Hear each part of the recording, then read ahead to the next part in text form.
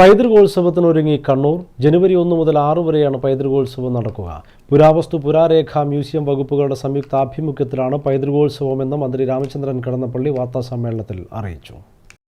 കണ്ണൂർ നഗരത്തിലും സമീപ പ്രദേശങ്ങളിലുമായി ഒരാഴ്ച നീണ്ടു നിൽക്കുന്ന വൈവിധ്യമാർന്ന പരിപാടികളോടെയാണ് പൈതൃകോത്സവം സംഘടിപ്പിക്കുകയെന്ന് മന്ത്രി രാമചന്ദ്രൻ കടന്നപ്പള്ളി പറഞ്ഞു.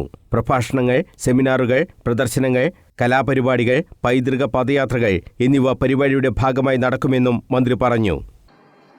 കണ്ണൂർ നഗരത്തിലും സമീപ പ്രദേശങ്ങളായ മുണ്ടേരി, അറക്കൽ, ബർണശ്ശേരി എന്നിവിടങ്ങളിലുമായി 2026 ജനുവരി 1 മുതൽ 6 വരെയാണ് വൈവിധ്യമാർന്ന പരിപാടികളോടെ പൈതൃകോത്സവം അരങ്ങേറുന്നത്.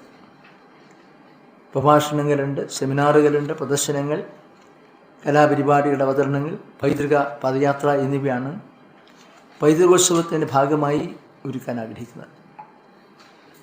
നമുക്ക് കളക്ട്രേറ്റ് മൈതാനത്ത് നടക്കുന്ന ഒരു പ്രധാന വേദിയിൽ ജനുവരി 4 വൈകിട്ട് 5 മണിക്ക് ഉദ്ഘാടന സമ്മേളനം നടക്കും. ജനുവരി 1 മുതൽ 6 വരെയാണ് പൈതൃകോത്സവം നടക്കുക. പ്രധാന വേദിയായ കളക്ട്രേറ്റ് മൈതാനിയിൽ 4 വൈകിട്ട് 5 മണിക്ക് പൈതൃകോത്സവത്തിന്റെ ഔപചാരികമായ ഉദ്ഘാടനം നടക്കും. മന്ത്രി രാമചന്ദ്രൻ കടന്നപ്പള്ളി ഉദ്ഘാടനം നിർവഹിക്കും.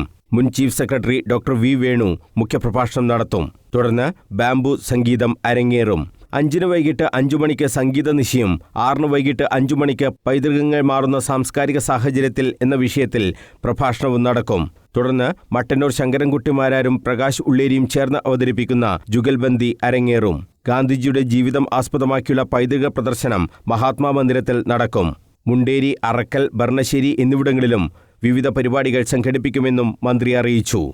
സംഘാടക സമിതി general convener E Dineshan, M Nandakumar, V Ratheesh എന്നിവരും വാർത്താസമ്മേളനത്തിൽ സംബന്ധിച്ചു. News bureau, Kannur.